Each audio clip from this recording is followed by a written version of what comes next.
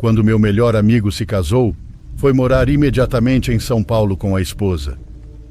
No início de 2019, André veio visitar o Rio. Naquele fim de semana, a esposa dele estava ali a trabalho e ele teve bastante tempo livre. Nos encontramos, comemos, colocamos a conversa em dia e naquele dia ele me contou sobre uma excursão que fez com familiares de Sônia a um acampamento que fica na Serra de Minas. Pelos detalhes com que ele descreveu o lugar, foi como se eu mesmo o tivesse conhecido.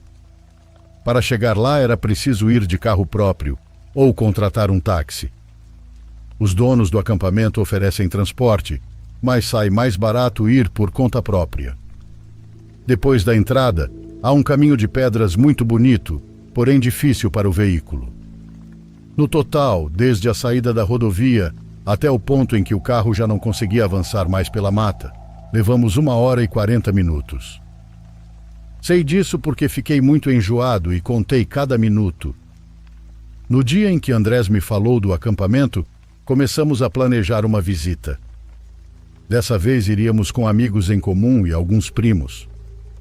Algo que não te contei, disse André quando descemos do carro, já quase chegando ao acampamento. É que aqui acontecem coisas muito estranhas e assustam. A frase despertou o interesse do meu filho mais velho, mas deixou minha esposa, Luísa, nervosa. Ao perceber a reação dela, André tentou se desculpar e disse que estava apenas brincando. Eu sabia que não era bem assim, mas por sorte Luísa acreditou e se acalmou. Nas horas seguintes, tentei convencê-lo a me contar o que havia acontecido com ele ali, mas em todas as vezes ele respondia que não queria me assustar. Não sei o que seria pior. Ficar imaginando 1000 possibilidades do que poderia ter acontecido com ele, do que poderia acontecer conosco naquela visita, ou saber de uma vez algo que talvez nos fizesse desistir de acampar, especialmente por causa das crianças. Montamos nossas barracas quase ao mesmo tempo. Luísa, como sempre competitiva, além de ter sido a primeira a terminar, começou a criticar o trabalho dos outros. Eu me lembro bem de que chegamos com vários feixes de lenha para acender a fogueira. A menos que alguém os tivesse perdido, quando começou a anoitecer e fomos procurá-los, percebemos que não estavam em lugar nenhum. Uma das minhas primas disse que talvez nem tivéssemos comprado. Outra pessoa mostrou o recibo, comprovando que sim. A lenha havia sido vendida na entrada. Mas nada provava que a levamos até o ponto onde montamos o acampamento. Repito, eu mesmo carreguei os feixes e os deixei no centro, onde havia até um círculo de pedras recomendado para fazer a fogueira. Jurei que os tinha trazido, mas ninguém acreditou que simplesmente tivessem desaparecido. Diana entrou no carro e voltou até a entrada do acampamento para comprar mais. Demorou bastante. Quando retornou, disse que não havia ninguém na cabana da recepção. Ficou esperando, mas parecia que os funcionários tinham abandonado o posto. Ela não quis admitir, mas estava preocupada. Éramos as únicas pessoas em todo o parque. E para falar a verdade, mesmo com a administração presente, provavelmente seríamos os únicos num raio de pelo menos 10 quilômetros. Ainda não tínhamos fogueira e o céu já escurecia. Precisávamos de luz e também de calor. Ao perceber que não tínhamos muito tempo para conseguir lenha, começamos a ficar nervosos e mal-humorados. Por sorte, em uma das caminhonetes havia 2 lanternas. André e eu saímos para procurar galhos secos que pudessem servir como lenha. Seguimos na mesma direção para não nos perdermos. Pelo caminho, recolhíamos gravetos que talvez ajudassem, mas que não seriam suficientes sozinhos para acender uma fogueira. A trilha estava bem marcada, provavelmente usada com frequência, embora não soubéssemos exatamente aonde levava. Olhamos para trás no exato momento em que a escuridão se tornou total. 6 barracas, mesas, 2 redes, as caixas térmicas, as caminhonetes, meus primos, os amigos de André, a irmã da Luísa, a Luísa e meus filhos, tudo havia sido engolido pelo breu absoluto. Movendo as lanternas de um lado para o outro, em certo momento nos pareceu ver ao lado do caminho 3 montes de lenha. Nos olhamos ao mesmo tempo. Era impossível que fossem os nossos feixes, e ainda assim pareciam exatamente os mesmos.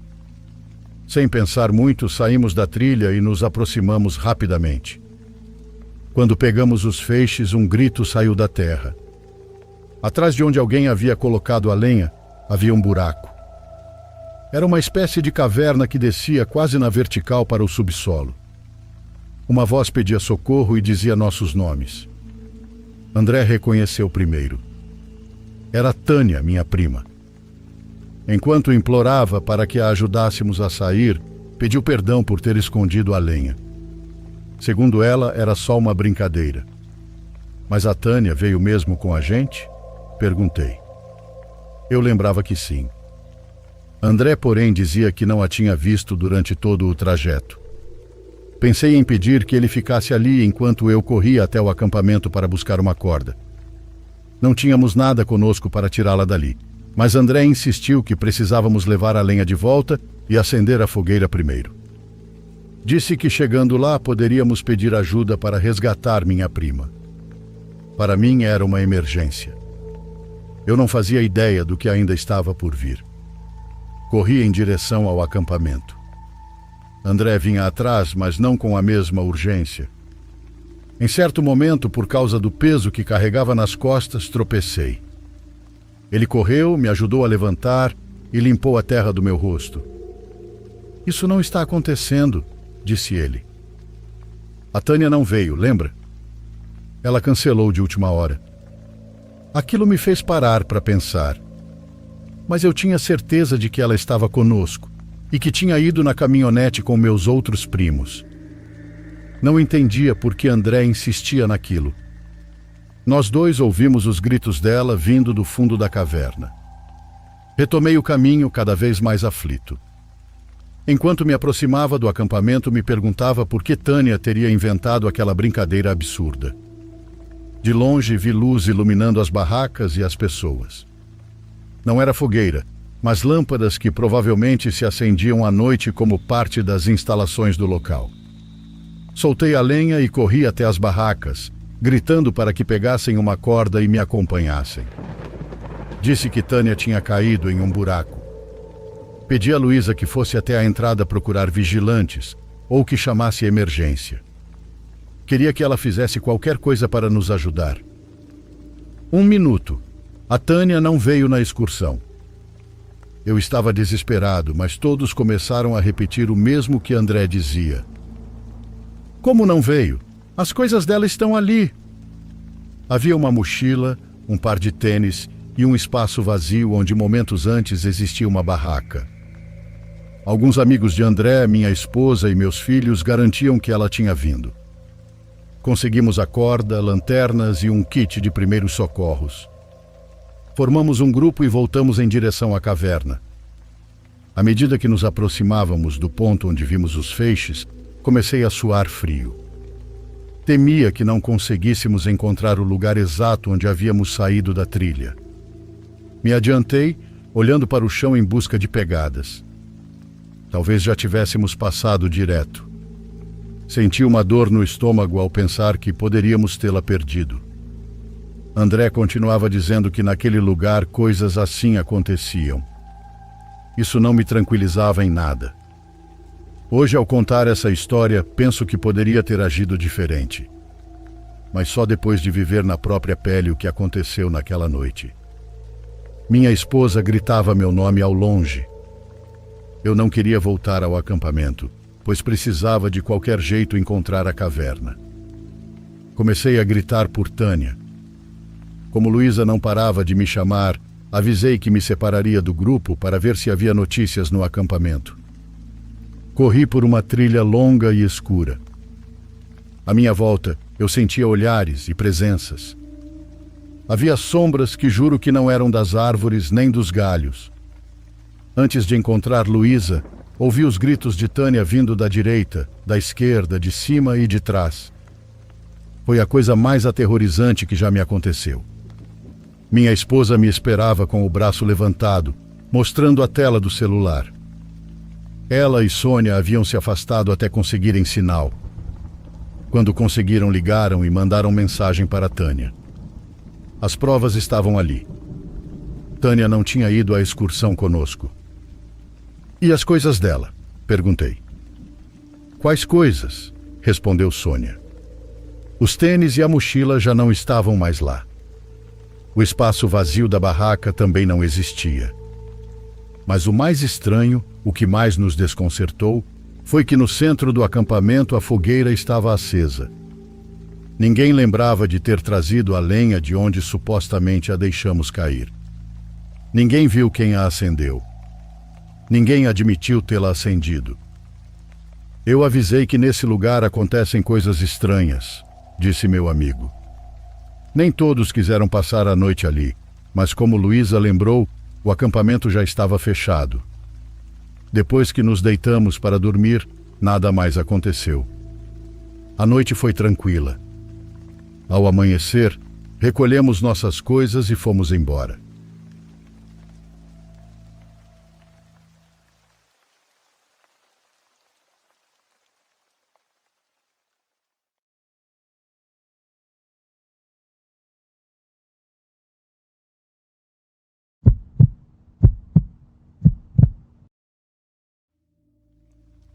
Espero que estejam aproveitando as histórias de hoje. E, como sempre, preciso agradecer a confiança que vocês têm ao compartilhar suas experiências conosco. É isso que torna o Diário dos Pesadelos diferente. O fato de vocês nos contarem suas histórias quase como se fôssemos parte da família é incrível. Bom, depois desse curto agradecimento, continuamos. Olá, Diário. Há alguns meses descobri seu canal e desde então me tornei uma fiel seguidora.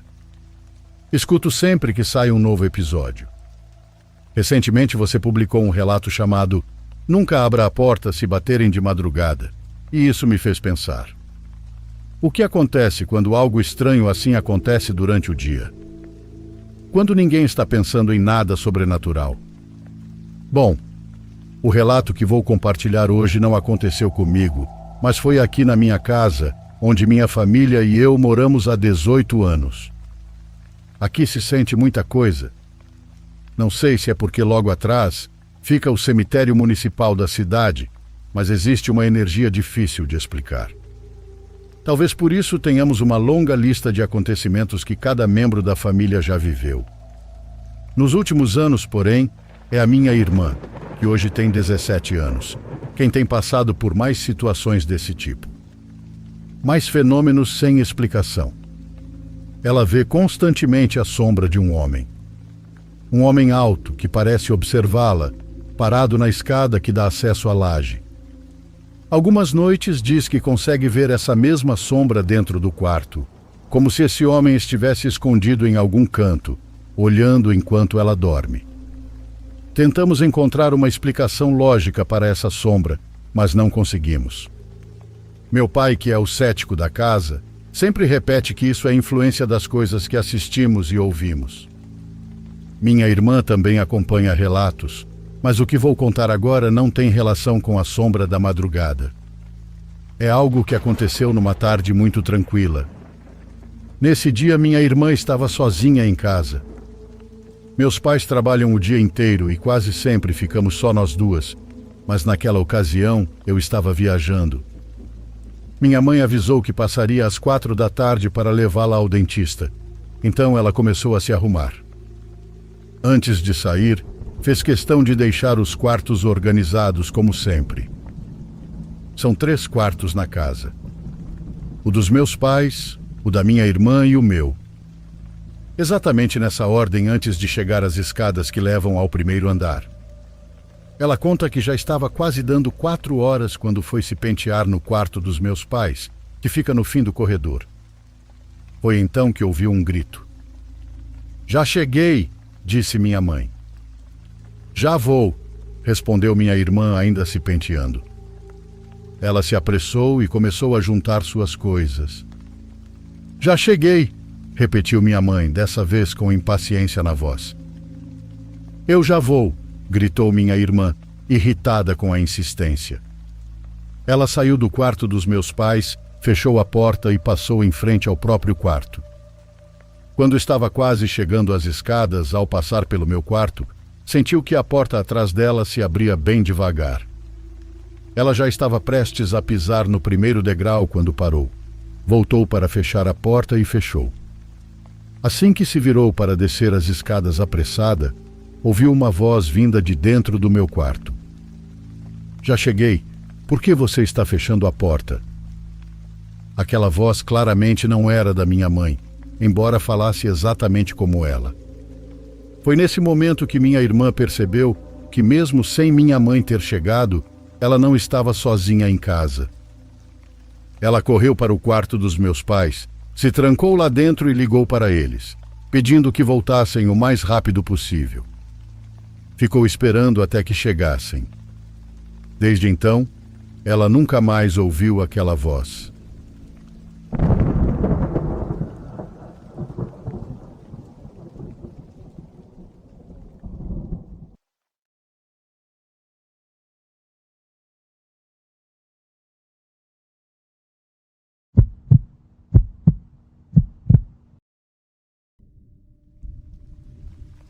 O que vou contar aconteceu quando eu ainda era muito pequena. Essa experiência nos fez enxergar as coisas de outra maneira e jamais esquecer nossos entes queridos falecidos. Aconteceu no dia de finados. Na minha família, somos muito apegados às tradições e costumes dessa data. No dia, já sabíamos que era hora de visitar o cemitério, levar flores às sepulturas dos nossos mortos, mas especialmente as do meu avô e do meu tio. Eu e meu irmão nunca chegamos a conhecê-los. Eles foram mortos em uma emboscada quando minha mãe ainda era criança. Meu tio era apenas um menino de 12 anos quando morreu. Minha mãe era a irmã mais nova, e essa perda a marcou profundamente. Para minha avó também foi devastador, e digo com certeza que ela nunca mais foi a mesma.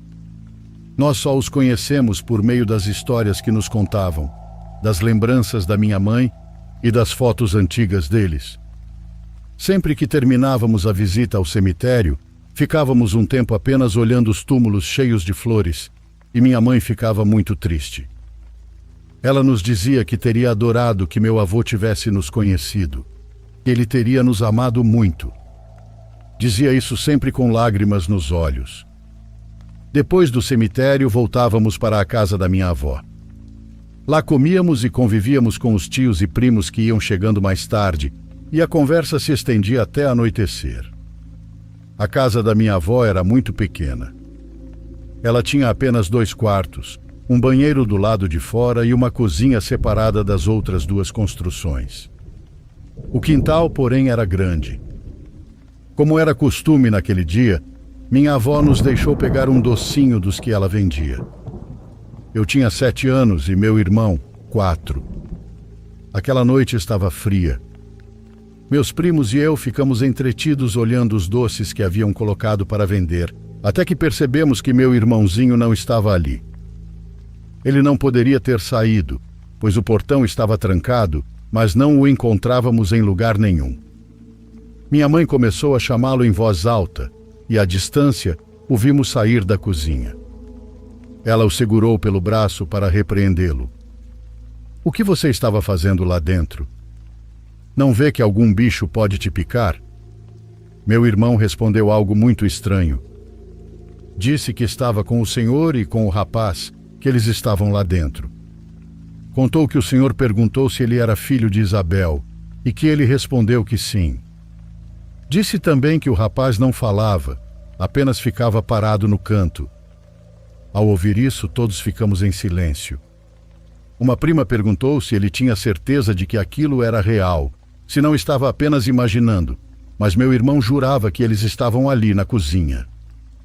Meu pai correu até lá e um dos meus primos mais velhos foi atrás dele. Pensaram que alguém tivesse entrado na casa. Meu pai gritou para que nos trancássemos nos quartos. Eles revistaram tudo, mas não encontraram ninguém.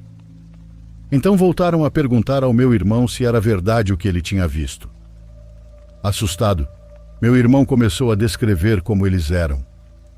Nesse exato momento, o portão se abriu de repente, fazendo um estrondo que nos fez gritar a todos. Saímos para ver o que havia acontecido, porque aquele portão nunca se abria sozinho. Ele estava enferrujado, com a maçaneta travada. Não havia explicação para aquilo.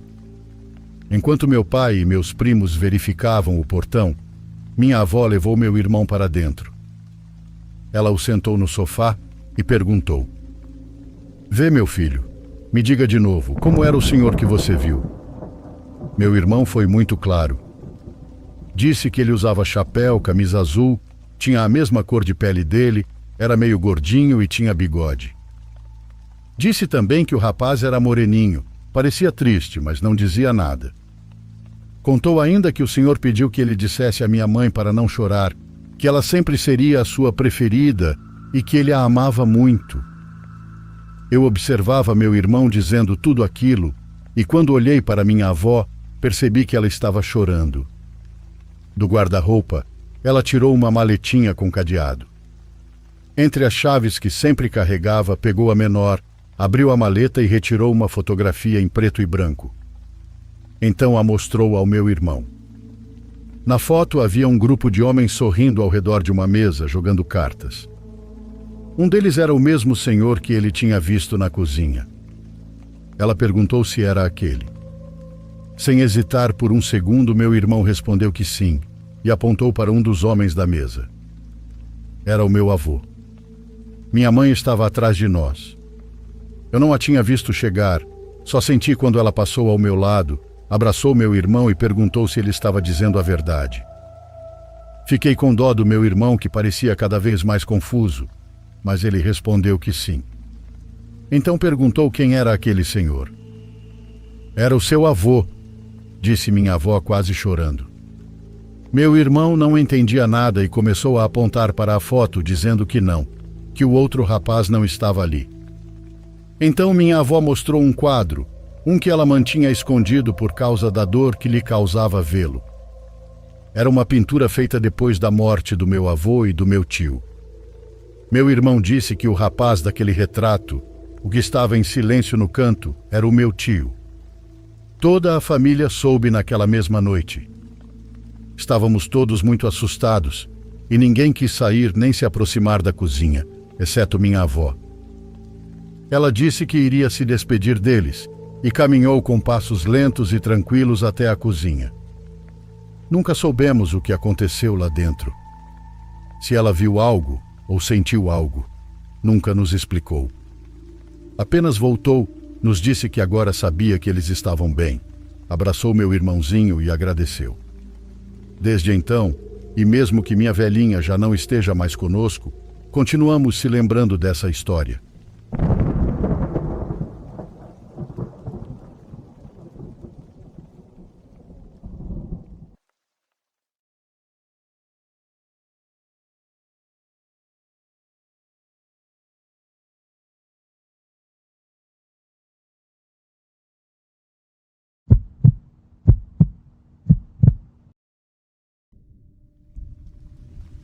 Era um dia frio de inverno, em meados de dezembro, e eu tinha 15 anos.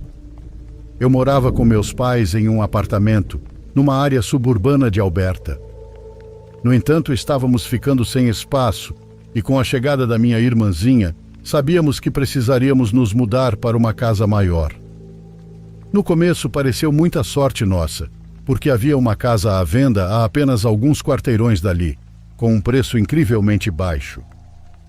É verdade que não era das mais bonitas, nem ficava na melhor região, mas tinha espaço para crescer e, pelo valor que pagamos, poderíamos reformá-la como quiséssemos.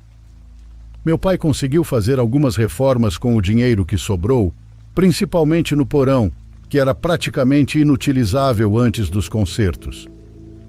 Fizemos limpeza, colocamos carpete, instalamos vigas novas, arrumamos o banheiro e colocamos um papel de parede novo com um padrão bem legal que eu mesma escolhi. Nos primeiros meses, morar ali foi ótimo e eu estava adorando a casa nova. Até que aconteceu a primeira situação estranha. Era aniversário do meu pai e para comemorar fomos todos jantar em um restaurante à noite. Tudo correu bem até voltarmos para casa e encontrarmos a porta da frente escancarada. Minha mãe ficou completamente abalada e nós imploramos para que meu pai nos levasse para longe dali enquanto ela ligava para a polícia. Meu pai pegou uma chave inglesa grande e pesada da caixa de ferramentas que ficava na caminhonete e entrou na casa para procurar o possível bandido. Minha mãe e eu ligamos para a polícia mesmo assim e esperamos dentro do carro por 5 minutos agonizantes até que eles chegassem. Os policiais vasculharam a casa e encontraram meu pai lá dentro. Ele saiu e nos disse que nada havia sido roubado e que não havia ninguém na casa. No entanto, alguns objetos tinham sido mexidos ou derrubados, especialmente os livros da minha estante. A polícia terminou a inspeção e confirmou a mesma coisa. Ainda estávamos um pouco paranoicos, mas finalmente entramos em casa. A partir daquele dia comecei a ouvir ruídos estranhos vindo das paredes e às vezes debaixo do porão. Vale mencionar que meu quarto ficava lá embaixo, no porão. Ainda assim, eu sempre atribuía os sons aos canos, afinal era uma casa antiga. Até que certa noite algo inexplicável aconteceu. Eram cerca de 2 da manhã e eu estava jogando meu Nintendo DS debaixo das cobertas, sem som, para que meus pais não soubessem que eu ainda estava acordada. Foi então que eu ouvi uma risada clara, vinda da parede ao lado da minha cama. Meu coração pareceu congelar e meus olhos devem ter ficado do tamanho de maçãs. Eu não sabia o que fazer. Ignorar, chamar meus pais ou investigar. Decidi esperar para ver se acontecia de novo. Depois de uns 30 minutos deitada imóvel, como uma pedra, concluí que devia ter sido fruto da minha imaginação cansada e finalmente adormeci. Na manhã seguinte acordei na minha cama, como sempre. Nada parecia diferente. Apesar daquela risada ainda ecoar na minha mente, tentei ignorar. Continuei ouvindo os mesmos ruídos estranhos de vez em quando nas semanas seguintes, mas aquilo já parecia quase normal para mim. Então veio o próximo episódio. Nessa época, minha irmã já tinha nascido. Como o porão era grande e minha mãe confiava que eu poderia cuidar dela à noite, ela passou a dividir o quarto comigo. Isso não significa que minha mãe deixou de usar babás eletrônicas. Ela usava, sim. Um monitor ficava na sala e o outro na cozinha. Certa noite, meus pais saíram para jantar mais tarde e me deixaram responsável pela casa até voltarem. Eu estava na sala assistindo a um filme quando me levantei para pegar um lanche na cozinha. Foi então que percebi sons estranhos vindo da babá eletrônica e meu coração afundou. Eu sabia que não havia mais ninguém em casa, mas aquilo eram passos. Passos altos e pesados. De repente, meu medo se confirmou quando minha irmã começou a chorar. Pelo alto-falante, ouvi um leve shh, seguido de um estrondo. Fiz imediatamente a primeira coisa que me veio à cabeça, algo que, pensando melhor hoje, poderia ter nos matado. Corri o mais rápido que pude até o quarto dos meus pais e peguei o rifle do meu pai. Porém, eu não tinha a chave para destravar o bloqueio do gatilho, nem acesso à munição. Decidi fingir que a arma estava carregada e tentei esconder o cadeado com a mão. Se fosse atacada, usaria a coronha para me defender. Meu único pensamento era colocar minha irmã em segurança. Cheguei à porta do porão, abri silenciosamente e desci os degraus, virando para o berço da minha irmã. Não havia ninguém ali. Mas ela ainda chorava, e a babá eletrônica estava caída no chão, de lado. Reuni toda a coragem que consegui e gritei: "Estou armada!" Nada. Peguei minha irmã no colo e corri para cima. Fechei a porta do porão e empurrei uma cadeira sob a maçaneta para mantê-la trancada enquanto ligava para meus pais. Eles chamaram a polícia e voltaram para casa o mais rápido possível. A polícia chegou antes deles e me fez sentar no banco de trás da viatura com minha irmã enquanto um dos policiais entrava para investigar. Quando meus pais chegaram, contei tudo o que tinha acontecido. Eles estavam confusos, mas muito preocupados. Sabiam que eu não era do tipo que inventaria algo assim. O policial saiu pouco depois e disse que estava tudo limpo. Não havia ninguém na casa. Quando já estavam terminando a conversa e se preparando para ir embora, meu pai perguntou, preocupado, se eles tinham verificado atrás da estante. No meu quarto havia uma estante embutida na parede, então fiquei muito confusa ao ouvir aquilo. O policial também pareceu surpreso e pediu para meu pai mostrar exatamente o que queria dizer. E então vimos. Quando descemos ao porão, minha estante estava ligeiramente aberta, como se fosse uma porta, e a janela do porão que dava para o quintal estava completamente aberta, com a cadeira da minha escrivaninha posicionada logo abaixo. Atrás da estante havia um pequeno cômodo onde passavam alguns dos canos da casa, enrolados ao longo das paredes. No chão havia embalagens de comida, um dos nossos copos que havia desaparecido, loção, um canivete automático e uma maçã parcialmente comida, ainda relativamente fresca. Alguém estava vivendo dentro da nossa casa e nós não fazíamos ideia. A polícia disse que muito provavelmente, enquanto conversavam conosco do lado de fora, quem quer que estivesse ali escapou pela janela aberta. Orientaram-nos a ligar caso notássemos algo suspeito novamente, mas acreditavam que a pessoa não voltaria agora que sabíamos do segredo. Mas essa nem foi a parte mais assustadora. Alguns dias depois, eu mesma empurrei a estante e explorei o espaço de cima a baixo. Foi então que encontrei um pequeno furo na parede. Quando olhei através dele, vi que apontava diretamente para minha cama e minha cômoda. Quem estava ali podia me observar dormindo, me trocando, jogando videogame, fazendo lição de casa, falando ao telefone, tudo. Essa pessoa conhecia grande parte da minha vida. Hoje sou adulta e moro no meu próprio apartamento com meu namorado. Meus pais continuam morando naquela casa, 5 anos depois. Até hoje eu me preocupo com eles e espero que seja lá quem fosse aquela pessoa, nunca mais volte.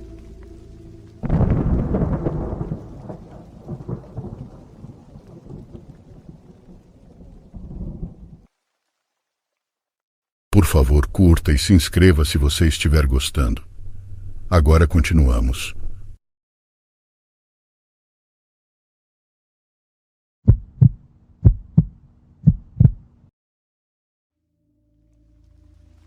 Olá, comunidade do Diário. Meu nome é Arnaldo e estou com muita vontade de compartilhar meu relato com vocês, embora eu saiba que ele é bem curto. Sou motorista de aplicativo na cidade de Jundiaí. Muitas vezes preciso percorrer as ruas da cidade durante a noite. Em uma dessas ocasiões, recebi a notificação de uma corrida. Precisava buscar alguém em uma balada muito popular daqui. Tudo normal. No entanto, quando cheguei, meu passageiro não saía. Esperei vários minutos e nada. De repente, a porta traseira se abriu e entrou uma menina de uns 10 anos, vestida de branco, muito elegante. Ela se sentou atrás de mim. Do outro lado, alguns segundos depois, entrou uma moça de blusa vermelha e logo em seguida, um homem. Fecharam a porta e eu iniciei a viagem. Depois de rodarmos alguns metros, eles me disseram que iam para um motel. Não sabiam o endereço exato, por isso não haviam colocado no aplicativo, mas poderiam me indicar o caminho. Eu conhecia a região, então não desconfiei. Mas durante o trajeto comecei a me questionar. O que iria acontecer com aquela pobre menina? Como ela entraria no motel? Ficaria em outro quarto? Eu teria que levá-la para outro lugar depois? Era muita responsabilidade e aquilo começou a me preocupar. Decidi não perguntar nada até chegarmos. Quando estacionamos, acendi a luz interna do carro, já que o pagamento seria em dinheiro. O homem e a mulher desceram, e mais ninguém.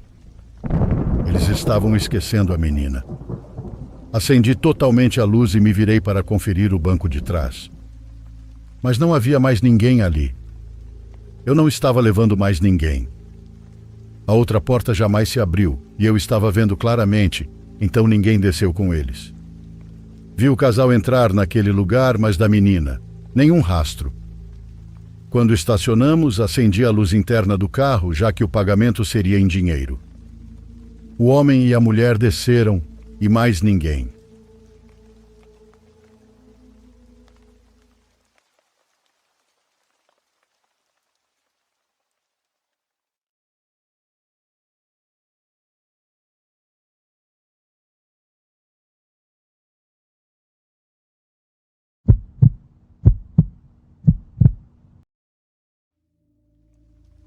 Servi na Marinha dos Estados Unidos, no antigo hospital da base do Exército em Fort Belvoir.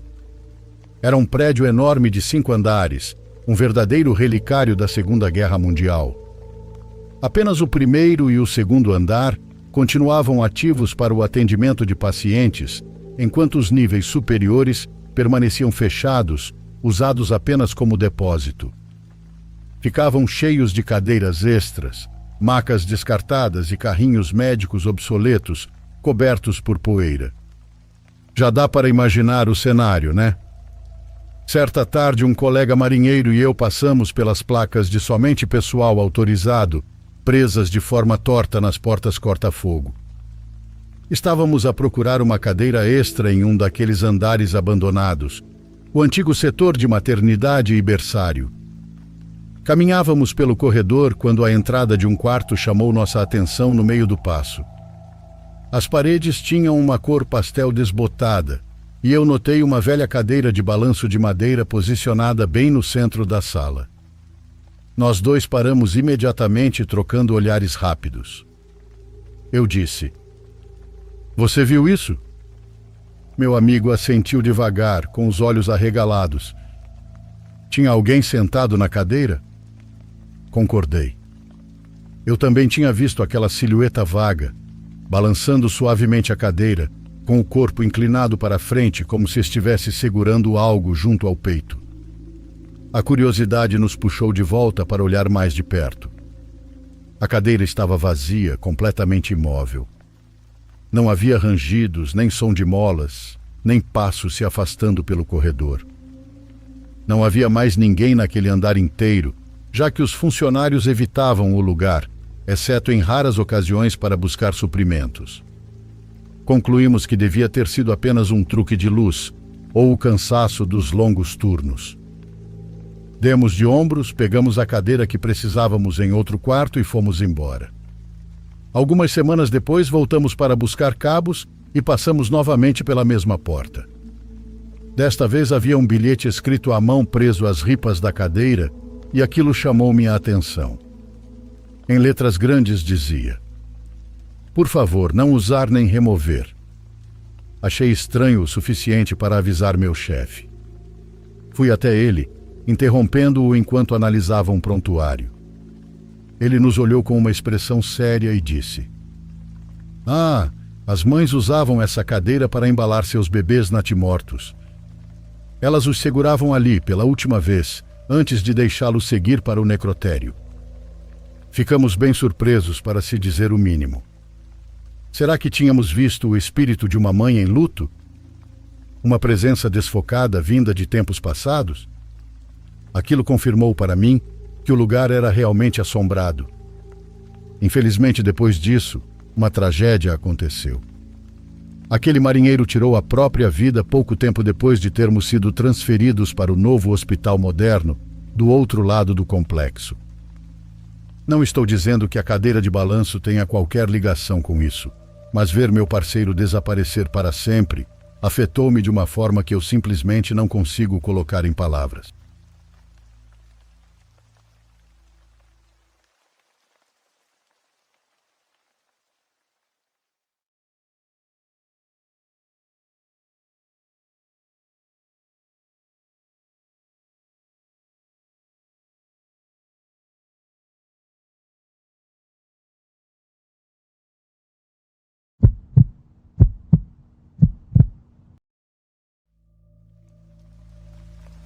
Cheguei em casa do trabalho por volta das 9h30 naquela noite e preparei rapidamente uma tigela de cereal para o jantar.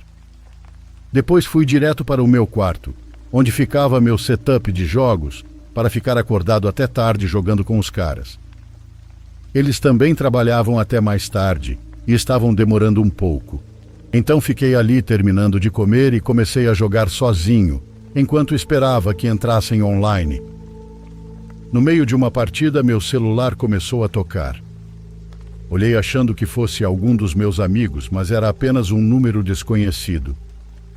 Deixei tocar até parar, mas poucos minutos depois o telefone tocou de novo, e era o mesmo número. Achei aquilo bem estranho, porque normalmente chamadas de golpe não ligam 2 vezes seguidas, ainda mais do mesmo número. Recusei a ligação, mas como você pode imaginar, a pessoa ligou de novo logo em seguida pela 3ª vez. Pensei que não podia ser golpe, e devia ser algum amigo usando outro celular ou algo assim. Atendi, mas não disse nada no começo, esperando que a pessoa falasse primeiro. Depois de alguns segundos em silêncio, falei, alô. Ainda assim, ninguém respondeu, mas percebi que a linha não estava muda, porque dava para ouvir o som do vento do outro lado. Tinha alguém, com certeza. Desliguei depois de uns 15 segundos, meio arrepiado. Pouco tempo depois, meus amigos entraram online, e a primeira coisa que perguntei foi quem estava tentando me pregar uma peça. No início eles fingiram que era brincadeira deles, mas logo ficou claro que não tinham ideia do que eu estava falando. Eles concordaram que parecia um trote, mas ao mesmo tempo, que tipo de trote é esse em que a pessoa só liga e não diz nada? Deixamos o assunto para lá e começamos a jogar. Curiosamente, assim que comecei a chamada com meus amigos, as ligações pararam. Algumas horas se passaram e eu já tinha completamente esquecido o que aconteceu. Por volta das 2 da manhã, decidimos encerrar a jogatina. Desligamos a chamada e fiquei sentado na cadeira por 1 minuto, quando de repente senti meu celular vibrar. Olhei e vi que era uma mensagem. Antes mesmo de desbloquear o telefone, percebi que era do mesmo número que tinha me ligado, e era uma imagem. Abri o celular e toquei na foto. Meu estômago caiu e senti o sangue sumir do meu rosto. Era uma foto minha jogando na mesa, tirada bem atrás de mim há poucos instantes. Girei a cadeira num pulo e olhei para trás. Não tinha ninguém ali. A única pequena sensação de alívio veio ao ver a janela, pensando que pelo menos não tinha sido tirada de dentro da minha casa.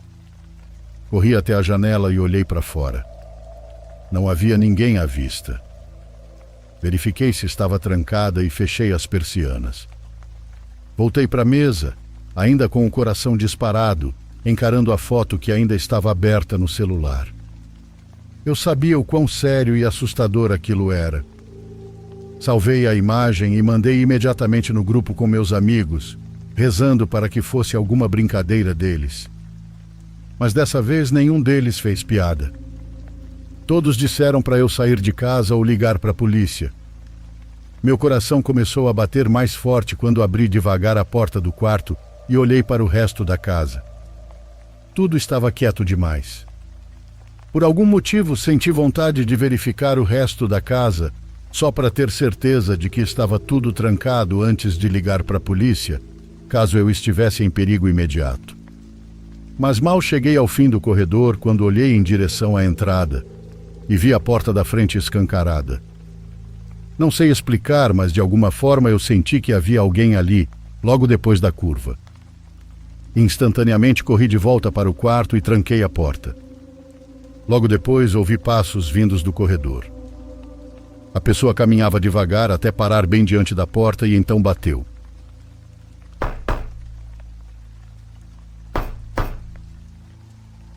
Vi a maçaneta se mexer e depois vieram mais algumas batidas. Ele nunca disse uma palavra. Liguei para a polícia, mas tudo isso não durou mais do que uns 30 segundos. O homem do outro lado simplesmente recuou e, pelo que deu para entender, foi embora da casa. Alguns policiais vieram e fizeram uma investigação, mas eu não obtive as respostas que esperava. O número de onde ele ligou e enviou a mensagem era de um celular descartável, então não estava vinculado a nome nenhum. Fora que eu nunca cheguei a ver o homem, Nem tive qualquer pista de quem poderia ser ou por que aquilo aconteceu. Até hoje, às vezes, ainda fico paranoico pensando: o que o impediria de voltar e fazer tudo de novo? Ou algo ainda pior?